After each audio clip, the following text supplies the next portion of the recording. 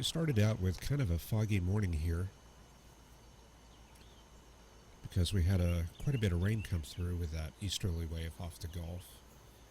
Whenever you have ground moisture and clear skies, you will get fog.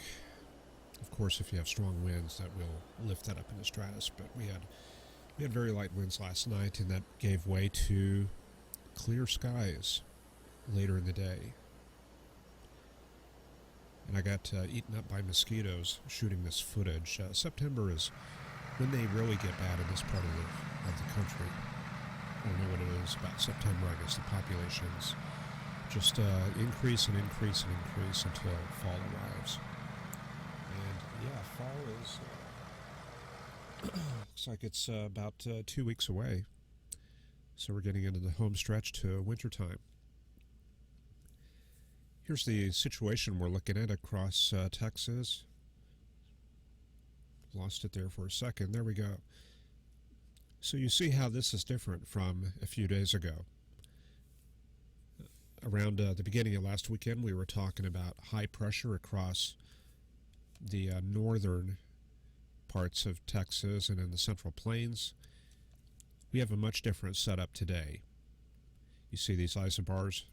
They're kind of oriented north to south, and this is indicating high pressure off to the right side of the chart. This is the Bermuda High. It's actually centered way off in the Atlantic, and what we're seeing here is a ridge. This ridge is extending pretty much all the way to the Rockies. So this is a big weather maker in the summer and the early fall months. And during the wintertime, this tends to recede quite a bit, and we become dominated by old polar highs coming from Canada and the western U.S. Here's what the observations look like at this time, and not too severe. Looking at lots of 80s. If I had to draw the 90 line, I would be looking at something like this. Just a very thin sliver across Texas, south of San Antonio.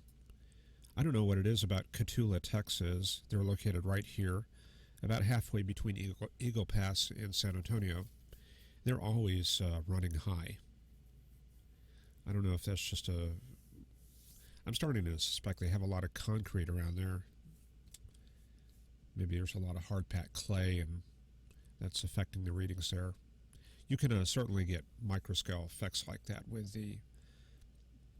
some of the stations. Those are what we call station biases, and as you analyze weather quite a bit, especially during clear weather like this, that's good to know because you get kind of an idea of what the biases are at each station. Like for a long while, Junction, Texas, located right here, their pressure always runs a little bit high. And so sometimes when I'm doing an analysis, I will smooth that over just a little bit. So we are getting a lot of thunderstorm activity in the high plains of Texas, right here from just east of Clovis all the way up to Colorado. So the cause of this is probably all the moisture that we pushed onto the high terrain over the weekend. So all of these 60s dew points have made it pretty far upslope, and they're now being fed by these low, I would say mid-60s dew points, feeding up from San Angelo, the Concho Valley up to Lubbock. And over the higher terrain, it's a little bit easier, given the same conditions, for thunderstorms to develop. So, getting a little bit of a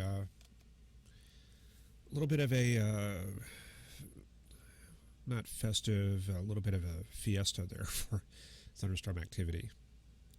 Here's what the big picture looks like. This is the infrared satellite imagery covering most of the U.S. There you can see the cold tops of those thunderstorms. I'm trying to pick the right color here. And a little bit of overshoot right here. So you can look at the very coldest tops and tell where the most severe storms are. So if you lose all of your radars, you can fall back on infrared imagery and look at the trends of the coldest temperatures and how localized and in small scale they are. And when you see a very, very cold top, that's very, very small, indicating a small updraft. They only have a scale of a few miles. That would be an indicator to put out a severe thunderstorm warning.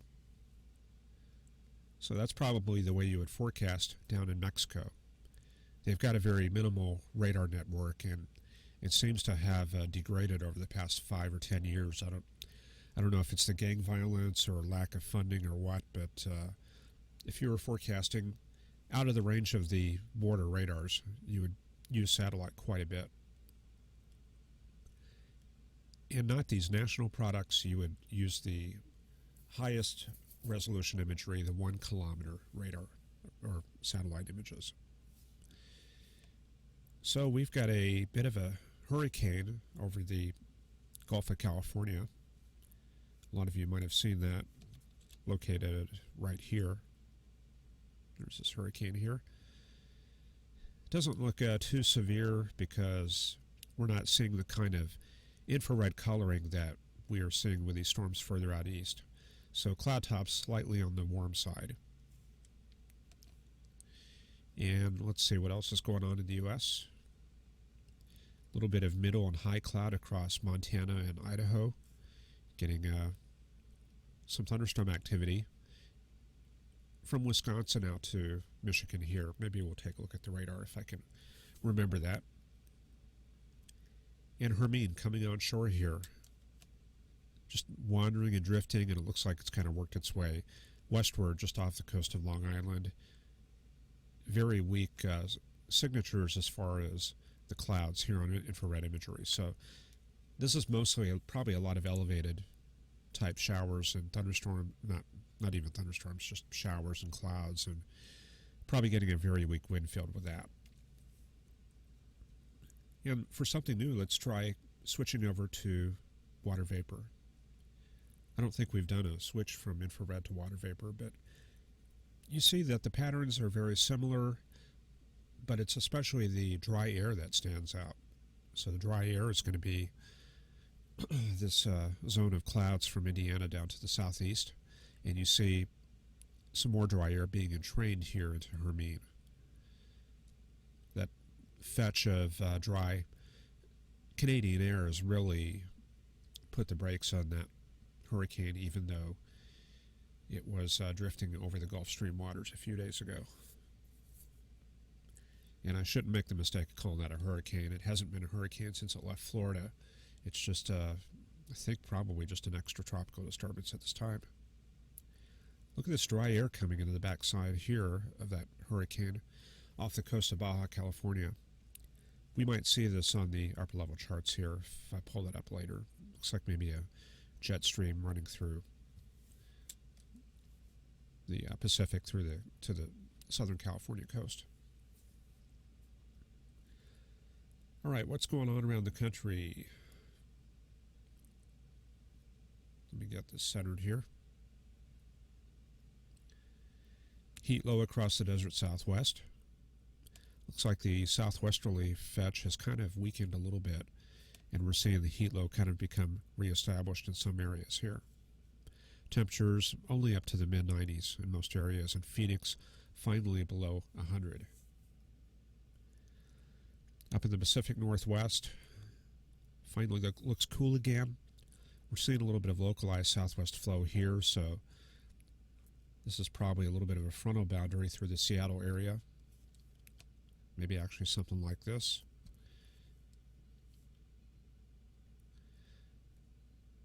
Let's go up to Des Moines, and we'll catch a little bit of that thunderstorm activity right here. And what's important here with this very strong southerly fetch is the dew points. Low 70s dew points and a few mid 70s standing out in some areas, like right here in Iowa. See here, 76 there northwest of Des Moines, and we have 77 just north of Waterloo. So this is feeding this area of storms up along this frontal boundary. Kind of a weak frontal boundary right there from around Madison to the Omaha area. And those storms are probably a little bit on the elevated side because, as I remember, they were right around here, around Minneapolis, central Wisconsin, and that's detached a little bit from the frontal boundary, cut off from the best moisture. So the moisture feed is a little bit elevated there. That's my first impressions from that. And let's switch over to the northeast and see if we can pick up a little bit of Hurricane Hermine, or there I go again, the remains of Hermine there. And you can see the counterclockwise flow there. Highest gust 15 knots out here in the Hamptons and 23 knots at, can't remember, I think that's, I want to say Martha's Vineyard. I know Block Island is out here. I think that's Martha's Vineyard, so whatever that is, I don't know. Maybe one of you in the Northeast probably know that. All right. I wanted to do something slightly different here and take a look at Canada, because we're going to be taking a closer look at that as we get into October and November, because that's where our Canadian polar air masses come from. What do we got up there in the high Arctic islands? Temperatures are definitely coming down. They're falling down into the 20s. And normally in the peak of summertime, we'll see those up in the 40s. Lots of 30s, but a few 40s and occasionally 50s and 60s. So they are coming down quite a bit here. And you can see a bit of a polar system coming together here by looking at the wind flow. See this northerly wind flow. I do know a few of the islands. This is Victoria Island here. This is Baffin Island. It's good to know a little bit of your geography, because you can kind of keep yourself aware of where you're looking at in weird places and not get lost with the data. So we're seeing a little bit of a weak cold front come through right into the mainland right here. And you see the northerly winds right at this station. This station right here, I think that's Coppermine. So that's blowing in some 40s, 30s and 40s. And then further south we have 50s. You see the dew points are running a little bit higher. In fact, I think I would bring this all the way down like this. Something like this here. So sometimes it's a good idea to do a little bit of analysis in strange areas, and I think Canada is an ideal place. Get lots of fronts moving through that area. And Alaska is another good place for that. They're cooling down a little bit too, down to the 50s there. 37 along the north coast, which is a little bit warm for this time of year. But things are cooling down, and we're developing this northerly flow as the polar air masses up in the Arctic strengthen a bit. And just for fun, let's take a look at Russia. Going across the Bering Sea here. Those guys are warm, 60. 60 right there. And 60 is almost all the way to the Arctic Ocean right here. And this is bad data here. So if we're analyzing, we would cross that off right there. Siberia is the main area that we're watching for methane. I'm not going to get too much into climatology and all that, and I'm not an expert. But they are concerned about methane buried underground in the boggy areas where there's the permafrost. And I think this here is one of the critical areas. So it's a little bit disturbing seeing these warm temperatures. We had a 70 all the way up to this region a couple weeks ago. Okay, I think we've spent a little bit too much time on that. Let's switch back to our main loops here. And I wanted to show you a little bit of that dry air across the Midwest. We're going to look at a couple of soundings. I want to try to get you guys used to this. I know this tends to be a troublesome area for some viewers. I've pulled up the sounding here for Nashville. And the main thing that you're going to take away when you look at this particular sounding is that we have a little bit of unstable air here from about 2,000 feet up to about 8,000 feet. The altitudes are not listed on these soundings. I'm going by a couple of reference lines, like the 700 right here. 700 is always at about 10,000 feet, plus or minus 1,000, 1,500. So if you look at 700, you can consider that to be 10,000. And then above, a little bit above 500, you would consider that to be 20,000. And then 1,000 would be around sea level. Okay, so a little bit of unstable here in the air here in the low levels, and then marginally unstable air above that. In fact, this here is probably a stable layer. And the big thing is moisture. Look at all that dry air here. We're looking at this green line. The green line is way over to the left.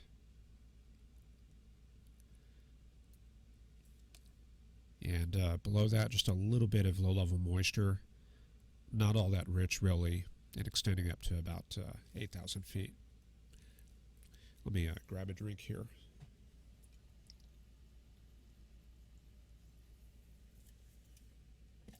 Okay.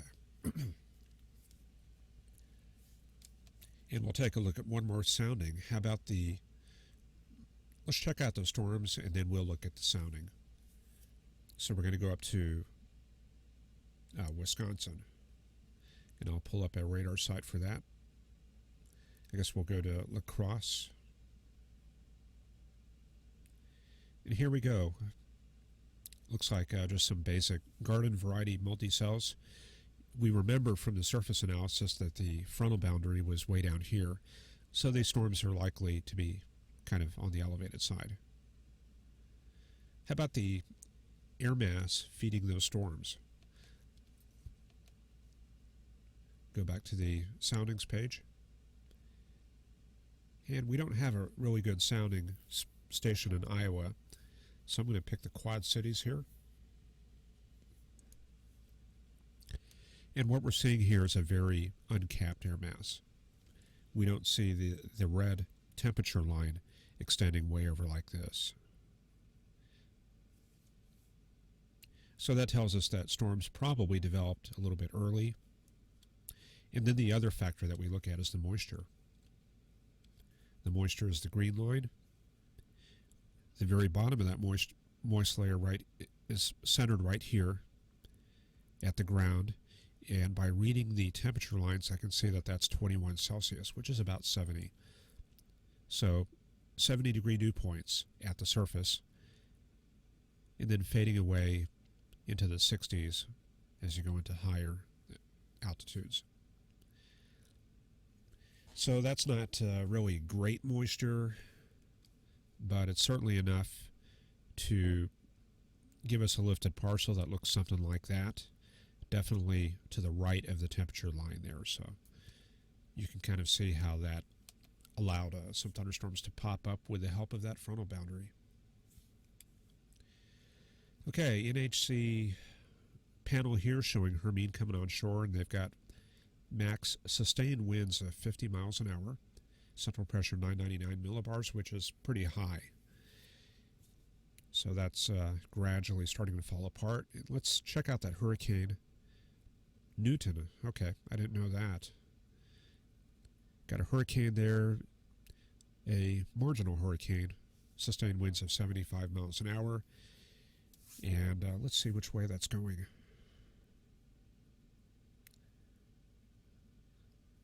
Looks like to get the forecast track, I've got to pull up the list here. So let's see here.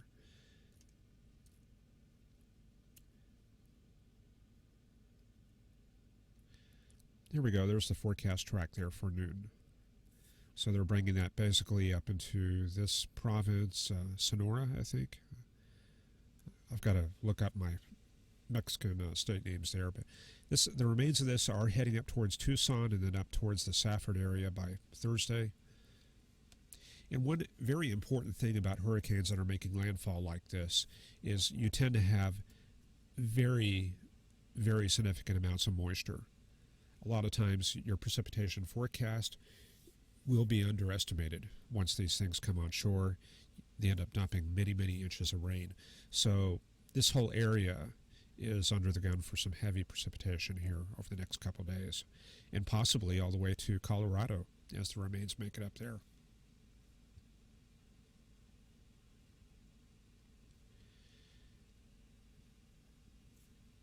Okay, let's move to the forecast panel. We're looking at the GFS here. And I'll quickly, actually, hang on, I got to recenter this page here. There we go, it looks a little bit better. Okay, let's mark the systems. High pressure across the Atlanta area. However, this is part of this larger Bermuda high. You see how big this system is? It's centered way out here east of Bermuda. So this is covering the ocean all the way to the African coast. You go way out to the African coast. The Bermuda high is manifested by tropical trade winds coming in from the north. And then on the other side we have the moist side over here on the out west. So this is kind of like one big system that just spins, slings moisture into the U.S., moves the summertime baroclinic systems eastward from Canada out into the Atlantic, and then on the other side, way out here, you get your trade wind inversion. And that was a big factor in the biggest plane crash to ever happen. That was in 1977. Two 747s collided on the runway at Tenerife, and that was because of fog. A very persistent fog underneath the trade wind inversion, which is very common for those regions out there, a lot of stratus and fog. So that's all kind of tied into the Bermuda High. And you can see that Hermine is kind of superimposed on this Bermuda High pattern. So it's kind of blocked from going eastward. But it looks like maybe it's starting to pick up here, and I would expect that to possibly move north. Of course, I'm just guessing here. Anyway, let's get back to the patterns here. Bermuda High, this is all the Bermuda High all the way to Bermuda itself and eastward. Then we have a baroclinic low. Actually, this is high pressure here, very weak high. And then we have a baroclinic low here in Alberta. And then we have another low just north of Lake Superior. I'm trying to remember where this came from. I think it may have been in possibly the Dakotas yesterday, but there it is, and I'm sure that's dragging a cold front through the Midwest. See here, that's right in that trough. That's given us that thunderstorm activity that's over the Madison, Minneapolis area. And then big Pacific high coming on shore, pushing some polar air into the coastal regions there. And then we have Hurricane Newton coming onto the Baja California Peninsula. And now let's look at the water vapor out in the Gulf of Mexico. Here's that old slug of moisture from yesterday, which is in Arkansas.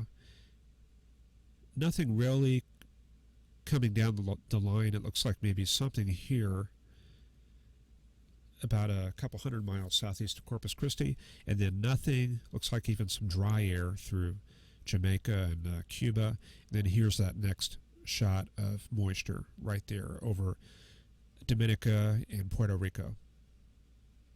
So we're going to see what happens to this, because this is going to affect the weather in the southern U.S., assuming it makes it. So there we go. Over the next few days, you can see that big slug of moisture heading into the western Caribbean. And then it starts to come up into the Gulf of Mexico proper. But you can see it looks like we do have a new cold front moving southward. through the Midwest and into Texas. So it looks like those two are going to meet up.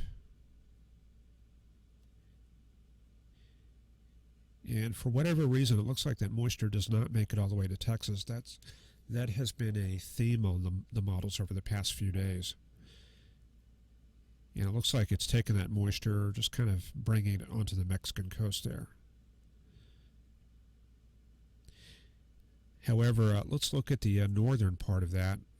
See, I'm kind of keying in on the violet white here, but there's this part of the moisture slug onto the Louisiana coast on Sunday, and we can see that that does make it up into Texas around Tuesday or Wednesday. So it does look like precipitation chances are going to go up in Texas after the weekend, and then we have this new high building across the northern plains, and that's driving that front into the southern U.S. right there. So this is Wednesday, September 14th. And it looks like it's trying to bring a new hurricane a little bit north of the usual track, so this is probably going to affect mainly the Bermuda northeast area. If it makes it up there, this is getting out to September 19th, and yeah, it's going for some sort of hurricane just off the New York coast around September 21st. But we saw how finicky these models were at that time frame, 240 hours out, because it was expecting that big hurricane over Florida around September 16th, 17th, and that's not indicated at all anymore by the models. One of the viewers here, Ron, he asked if I use the ECMWF. I don't use that so much in the summertime, but it's very useful during the wintertime. It's got very good skill. It's as good, if not better, than the GFS. The main problem with that is the data is hard to find because Europe is very, very stingy with its weather data, and we don't get the full range of products like precipitable water. That's very difficult to get. There's a few sites out there that do have a lot of the key panels, and I'm going to go back through my list and try to find that. Maybe we'll show that to you in the next few days. But again, that's the main thing, is that we just don't have the range and depth of products that we do with the GFS. So on that note, be glad of the U.S. federal government. They share everything, even the radar, which practically no other countries do. We've got pretty much, we're living in a forecaster's dream right here. We have more data than we know what to do with here in the U.S. Okay, I think I have run out of products here, so I think we'll wrap it up. Anyway, I will see you tomorrow night at the usual time, 8 o'clock Central, and thank you for watching, and I hope we'll see you then.